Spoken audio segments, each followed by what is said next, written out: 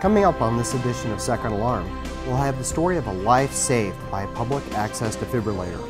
We'll spotlight the Spokane Fire Department's training division and how they keep our firefighters and paramedics ready to respond. We'll also have tips on how to make a home emergency escape plan for your family. Those stories and much more coming up on this edition of Second Alarm.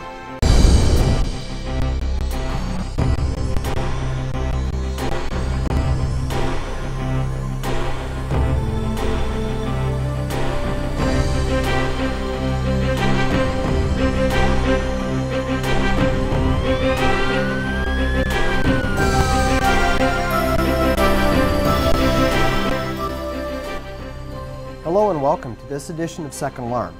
I'm Assistant Chief Brian Schaefer. On September 25th of last year, John Bain was playing hockey when he suffered a sudden cardiac arrest. Fortunately, a public access defibrillator and citizen responders were close by when he went down, and John is here today to tell his story of survival.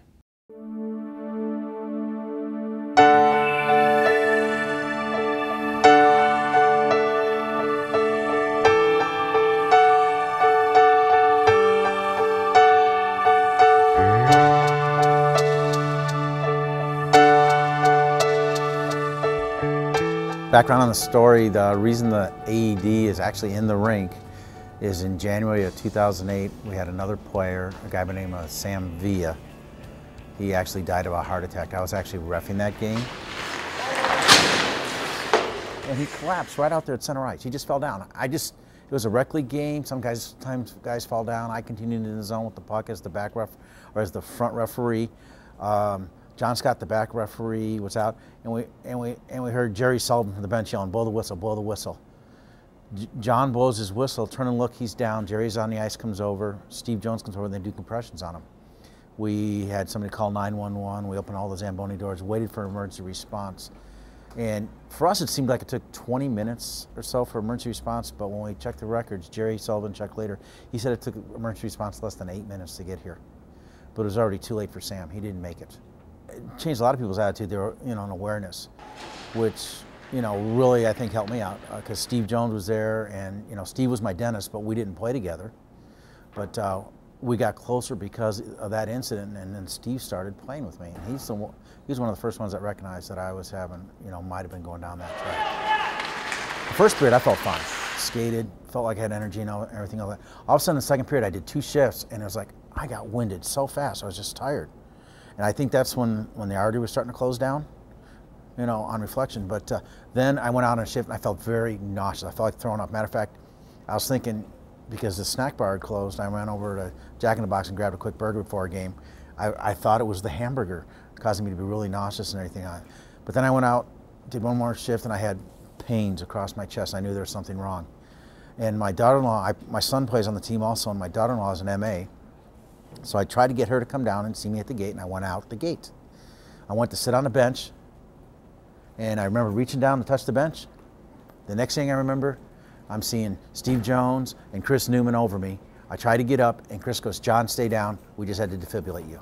As I walked into the rink, Jay runs by me, and he's the Zamboni driver, and says, "Bain's down. Do you know how to use an AED?"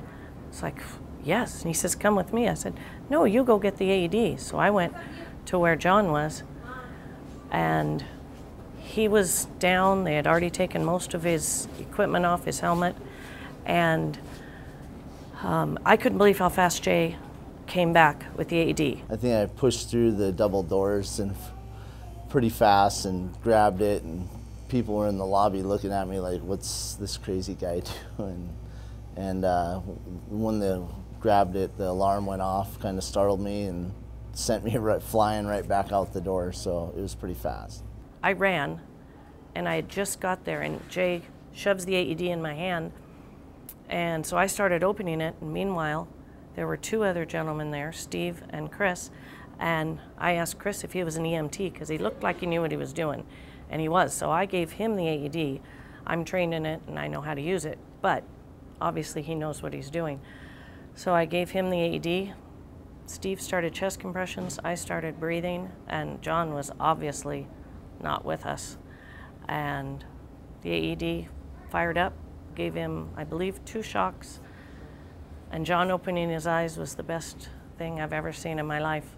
It's many father-son combinations skate at that skate, and John's son, Brian, I think he's 23, 22, was standing at his feet looking at his dad, who was, by all practical purposes, dead.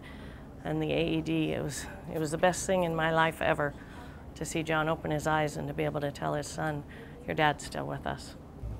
A miracle, because when I got back, John was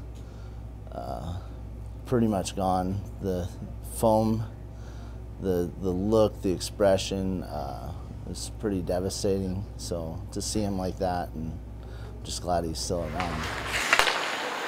2 months later, I was back playing hockey, and I attribute it to 2 reasons: the AED, the quick response, the fact that I got over to Holy Family, and I got in surgery right away, and I was out right away. And the literature I've read since then said they did everything right to give me the greatest chance for a full recovery. I think it's a super device, and you know, talking to people who used it on me and everything, they said it's real nice because it talks you through every step. It's self-explanatory, so even if somebody didn't have training, they would have, you know, the ability to use it. But you know, when you go through the training, you really see it. It's a device that anybody can use. And yes, I think it's a wonderful device because I'm here to talk to you today.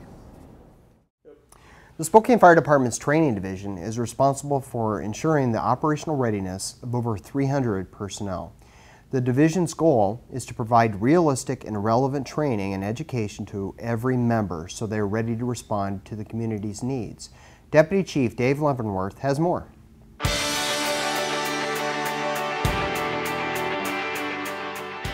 Training is so important for firefighters for a lot of reasons, but mainly because a lot of what we do is low-frequency events. And if we don't have repetitive training, lots of times it is easy for the body and the mind to forget how to do things. We're heading back to where we came in. We're probably 70 feet in, 80 feet in. So through training, we try to be repetitive with a lot of the low-frequency skills that firefighters don't use every day. Get them hands-on and get them familiar with their equipment, keep them familiar with their equipment and all the uses of that equipment, and how to stay just tuned up for the actual event.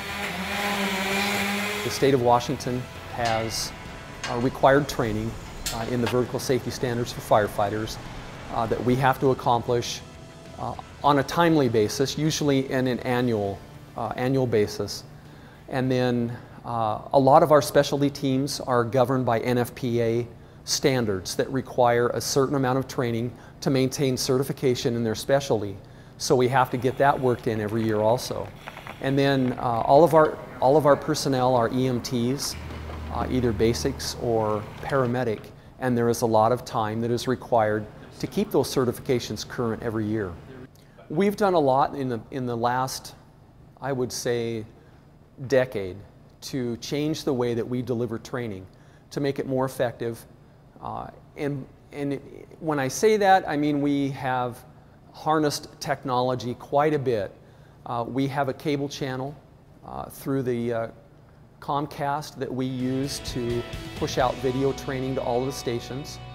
We've also purchased a program called Target Solutions that allows us to create lessons, embed videos in those lessons, and conduct didactic training in the stations on a computer so that all of our units are in their service areas and available to respond to calls while they're still doing the classroom portion of a lot of our training.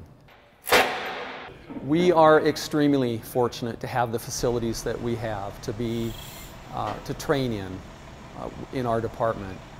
We have a 17,000 square foot training building that we're in right now. We have a 3,000 square foot, 3-story burn building that allows us to do live fire training and actually present the crews with fire problems and extinguishment problems as well as search and rescue. And then we have a 17,000 square foot field house that really is a 5-story building within a building that allows us to train out of the elements when it's hot or extremely cold, and accomplish a lot of our search and rescue hands-on training in that facility, as well as a lot of other hands-on skills with ladders, with roof ventilation, and those types of things. When people think of firefighters and firefighting, sewing machines don't exactly come to mind.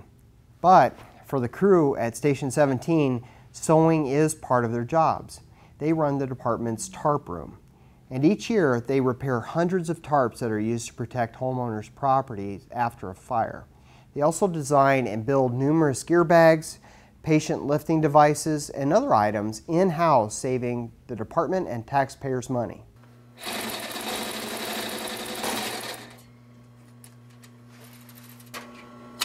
Well, the Tarp Room has been going for, 50 years.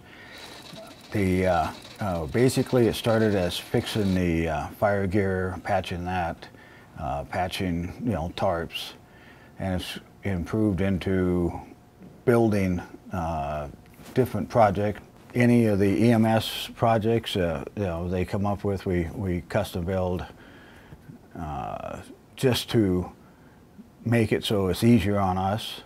The flab slab was Tony's idea, and he's had us come up with this idea of how to build this and what he needed, and we built a prototype, and then he used it and modified it and made it so it's so much easier to pick up heavier people or in a bad position.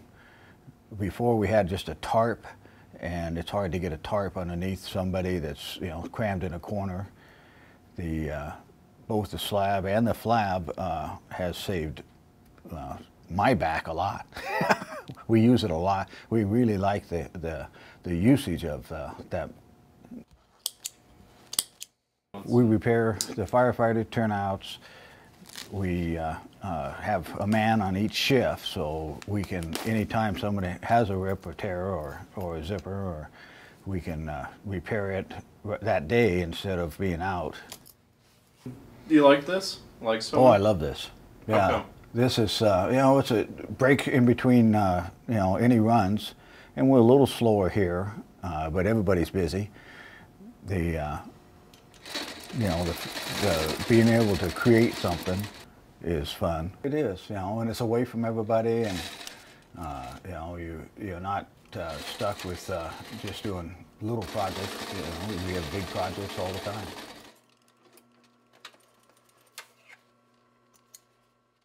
This October marks the start of Fire Prevention Week. This year's theme is to have two ways out and stresses the importance of home fire escape planning. Here are tips to help your family develop a plan.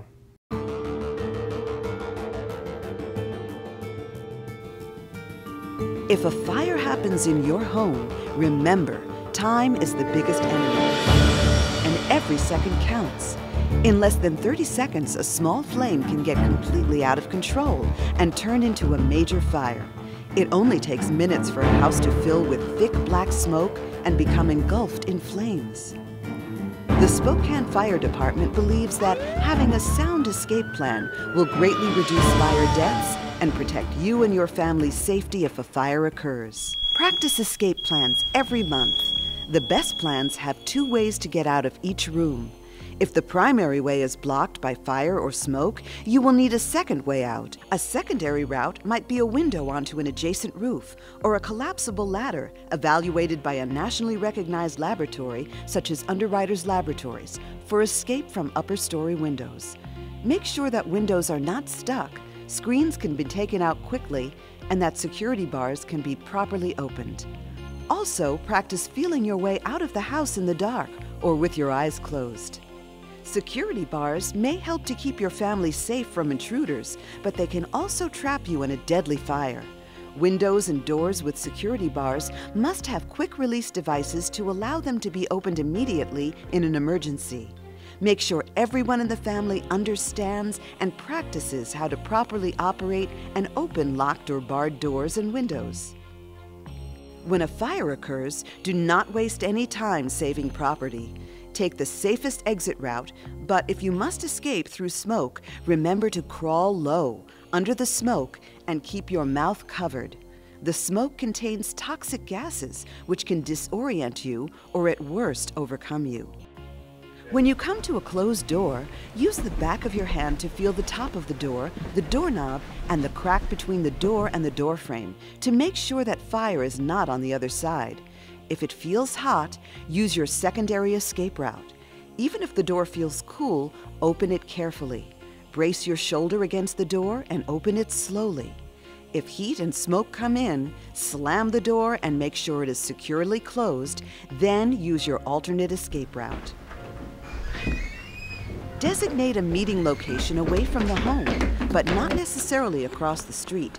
For example, meet under a specific tree, or at the end of the driveway or front sidewalk to make sure everyone has gotten out safely and no one will be hurt looking for someone who is already safe. Designate one person to go to a neighbor's home to phone the fire department. Remember to escape first, then notify the fire department by calling 911. Never go back into a burning building for any reason. Teach children not to hide from firefighters. If someone is missing, tell the firefighters. They are equipped to perform rescues safely. Finally, having working smoke alarms installed on every level of your home dramatically increases your chances of survival. Smoke alarm batteries need to be tested every month and changed with new ones at least once a year. Also, consider replacing the entire smoke alarm every 10 years, or as the manufacturer guidelines recommend. Remember to practice your home fire escape plan with your family regularly, because in a real fire situation, your life may depend on it. That's all for this edition of Second Alarm. You can catch back episodes at our YouTube channel. If you have any questions, comments, or suggestions, please drop us a line at fire@spokanefire.org or give us a call at 509-625-7000. Again, thanks for watching and please stay safe.